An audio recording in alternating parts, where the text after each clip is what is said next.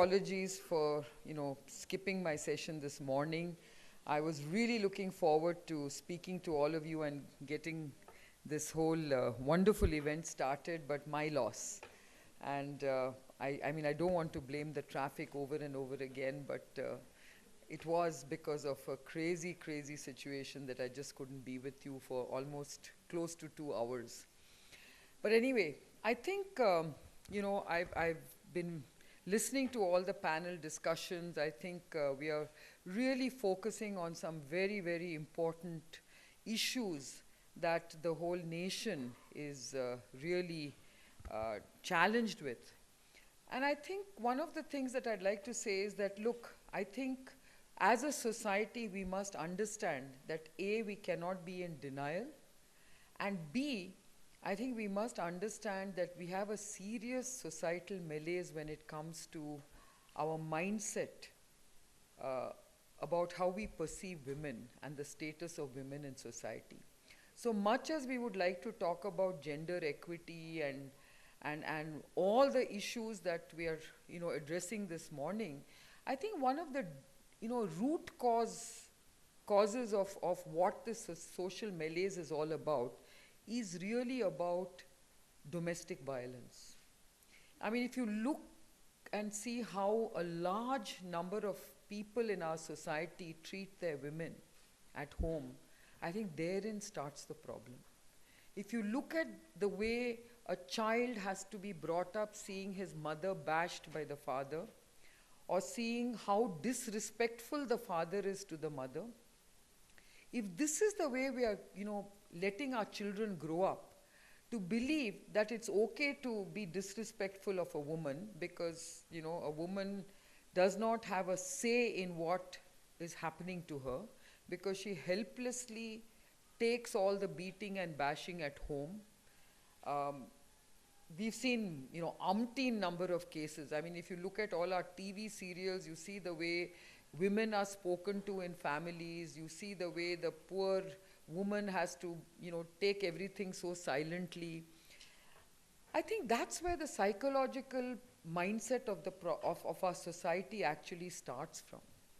So I think when you look at this whole documentary, India's Daughter, and there are many, many people asking questions about, you have to actually see why that rapist did what he did. Maybe it's because of the way he was brought up. And okay, so that is a real issue in our society.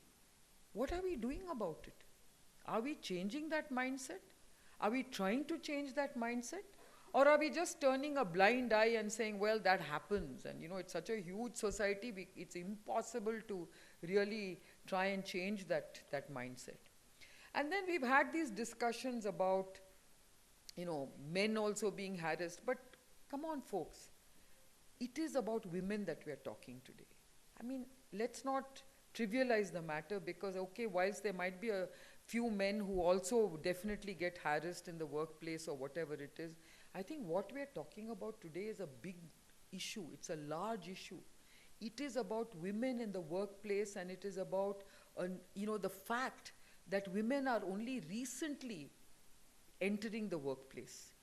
I know that when I started my business 35 years ago, okay, I knew that I was a rarity. There were hardly any women in the workplace. I know that even as a woman employer, somebody mentioned today, I couldn't find anyone who wanted to work for a woman. I know what a tough job I had to find women to work for me, even women to work for me, okay? So I know what that gender bias is about. And then it's gratifying for me as a woman in business, as a business leader, to see that today we have so many women entering the portals of corporate India. And we can, of course, boast about a lot of things and good things that are happening in India Inc. But also, we are also aware of the fact that because this is a new, trend in amongst women to take up careers, pursue careers, it is up to us as society to make our workplaces very safe for women. And I know that even in our own, company, we've had many, many cases of sexual harassment, but we have dealt with them very swiftly. See, one of the big messages I want to give all of you is that we have many laws in this country. You know, whether it is sexual harassment, whether it is many other types of laws that we need to make people safe and women safe. We have plenty of laws. But how do we enforce them? I think that's where we are weak. Our greatest weakness in this country is about law enforcement in whatever we do. Why is it taking more than almost 3 years to even come to a judgment of the Nirbhaya case? I mean, is this what justice is all about? In these kind of really serious issues? That's what the problem is. We don't enforce law, and justice is not swift. If we could do both of that, I can tell you that a lot of what we are talking about today can be dealt with. And this society will change. The mindset will change. If today every perpetrator of crime feels that, oh, you know, law will take its own course, and oh, I can get away because, you know, there's no law enforcement, you will never change that societal mindset. But if you bring in the fear of law and law enforcement and swift justice, I think then you will see some tangible results. You will see people changing their behavioral mindset. And most importantly, I think we need to get to the crux of the problem, which is how do you change the societal mindset at home? I don't know how to do that. I have no answers. But I really believe that's where it starts. I know that in many, you know, all of us who are very fortunate to have been raised in very happy homes where the mother and father have deep respect for each other, we are products of that. Because that's why we also have a lot of self-respect. That's why we've grown up as confident, young, you know, responsible citizens of this country. Both boys and girls. And you will see it, that both men and women who come from happy homes where the mothers and fathers have shown deep respect for each other, they've grown up into very responsible citizens. And in cases where there hasn't been this kind of situation, I think you will see that there are very deep psychological problems in both the men and the women. Because the women become very submissive and the men become very aggressive. Because they see their fathers behaving in a monstrous way with their mothers. So I think these are the problems we have to deal with. And I think schools have also a big responsibility to bring this to the attention of young children. And I also believe that, you know, as corporates, what we can do is basically to bring about gender sensitization. Because in the workplace, women in most cases are still in the minority. And they still suffer from a lot of societal complexes and behavioral complexes, and, you know, they don't have the confidence very often to take on issues. And so it is for every one of us to make sure that we undertake a lot of gender sensitization programs. I was very happy to hear all the things they are doing in Manipal, because I think you brought it out extremely well. I must, you know, really applaud you in the way you addressed all these issues in a very practical, common sense way. Because if you don't address and accept that these things can happen, then you'll never be able to come up with any solutions. Whereas, and that's why I said we should not be in denial. And that is why I believe that even the suggestion of Sandeep Maini, when he said that maybe we should even show that documentary in our workplace and have a discussion around that documentary to see what is the mindset of our own employees about women, would be a very good experiment. And it would be a very good way of sensitizing people, saying, if this is how you think about women, there's something wrong with you. You know, I think this debate needs to be had in a much more open way. And I think the more you get people engaged in this kind of discussion, you will find that you can actually bring about a societal mindset. As long as you are in denial, as long as you brush things under the carpet, as long as you don't want anything to come out in the open, and as long as you believe that, oh, I don't want to talk about it because it will shame us, it will shame our society, I think this is a ridiculous approach to take. it in fact is even more shameful if we don't, discuss it and solve the problem. So I think this is what I'd like to share with all of you, saying that I think as a city, I think we must endeavor to make Bangalore the safest city for women. And it can be done. I remember 3 decades ago when I was building my company, I felt very safe in this city. I used to drive at 2 o'clock in the morning and I never felt unsafe. I'm not so sure I would do that today. Okay?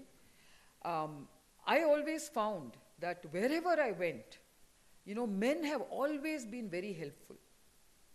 Whether it was, running from office to government office to government office, whether it was to go and, procure something, or I've traveled, by the way, the length and breadth of this country by bus, by train. And I found that I felt very safe. I didn't find men, and I was young. I was 25 years old, 26 years old when I did all of this. I never felt unsafe.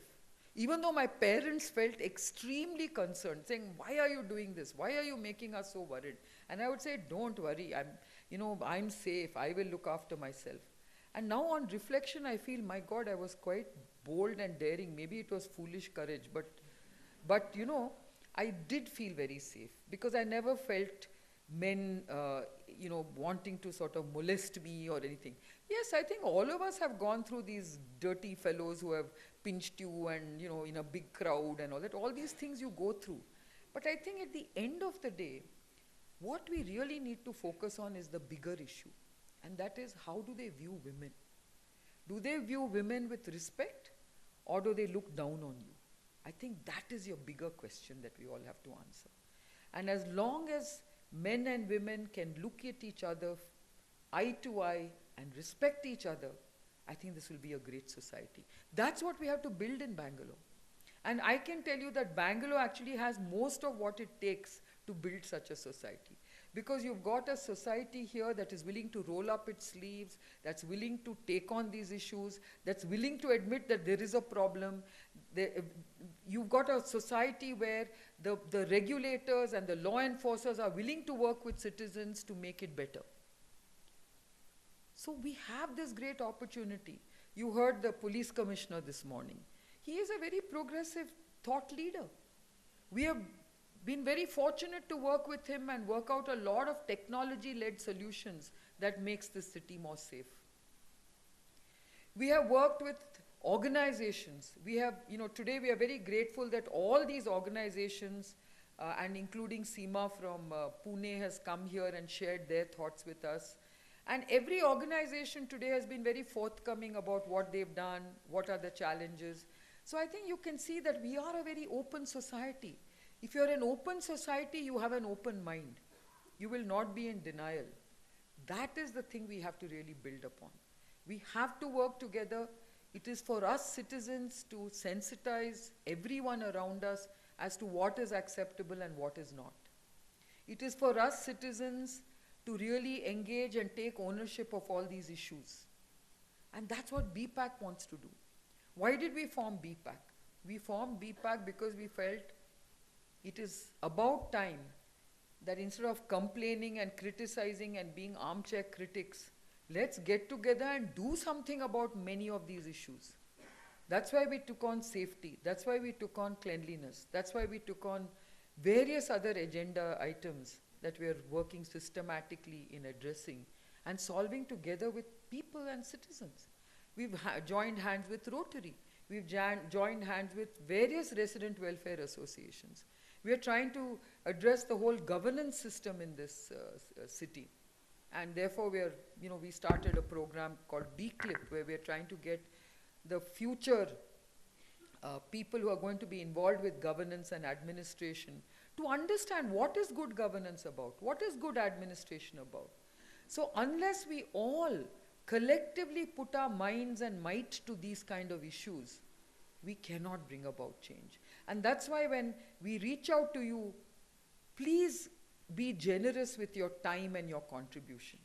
Because we can't do it alone. I know that every one of us is busy. I know every one of us is doing other things, and this may not be the priority.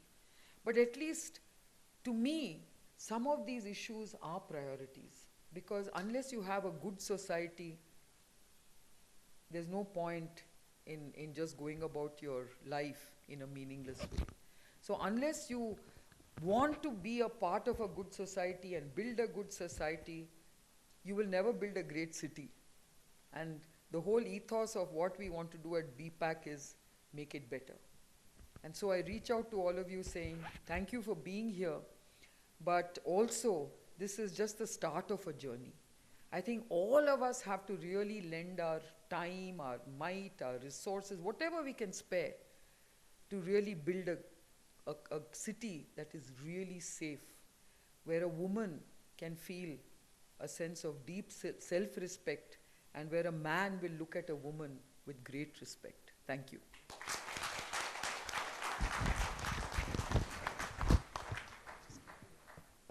Part of the day. Thanks for your support as always.